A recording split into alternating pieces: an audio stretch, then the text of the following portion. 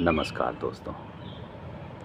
कहते हैं भगवान बुद्ध भिक्षा मांगने किसी गांव में एक रास्ते से जा रहे थे।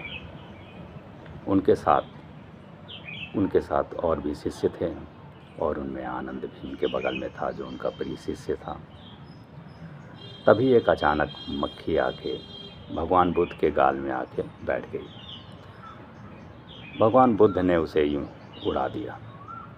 आनंद देख रहे हैं कि मक्खी बैठी है और उन्होंने यूं उड़ा दिया।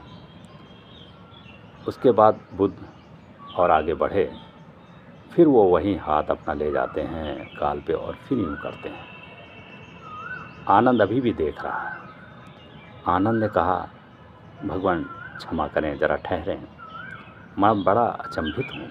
मुझे समझ में नहीं आ रहा कि कुछ देर पहले मक्खी आपके गाल में बैठी थी और आपने उसे उड़ाया, ये मैंने देखा, लेकिन उसके बाद मक्खी तो वहाँ नहीं थी और आपने फिर वही हाथ वहाँ ले गए और फिर उड़ाया।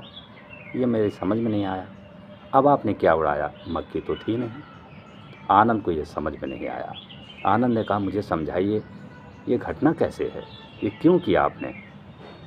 ये मेरी समझ में नहीं आया।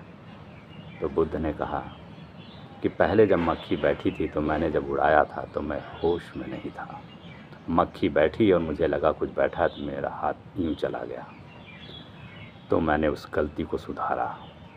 अब मैं होशपूर्वक हाथ को लाया हूँ और मैंने उड़ाया। अब मेरे अंदर ये होश है, ये ध्यान है कि मेरा हाथ उठा, इधर आया और यूं हुआ। इसलिए हुआ कि मक्खी यहाँ बैठी थी और मैंने हाथ से उड़ा दिया। तो बुद्ध ने कहा, मक्खी यहाँ नहीं है, लेकिन अब मेरा होश हाथ में है। पहले मक्खी थी लेकिन मेरा होश नहीं था, अब होश है, मक्खी नहीं है। और मैंने ये इसलिए किया कि मैं कोई भी काम बेहोशी में नहीं करना चाहता। जब हर काम होशपूर्ण होगा तो ही आदमी बुद्ध हो सकता है, तो भी जीवन में आनंदित हो सकता है, तो ही उसके जीवन में एक खुशी, एक उल्लास हो सकता है। वो जीवन को बदल के रख देगा। बहुत कठिन है ये, लेकिन बहुत सरल भी।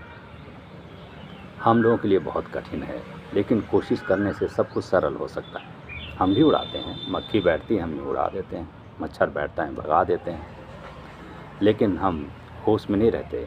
हमको मच्छर काटता है, लगा कुछ काटा, हमने भगा दिया, मक्खी बैठी भगा दिया, लेकिन वो बेहोशी में हुआ। हमको ये नहीं पता कि हाथ इससे पहले कहाँ था, जेब में था कि कहीं कोई चीज़ पकड़े था, हमारा तुरंत वो चीज़ वहाँ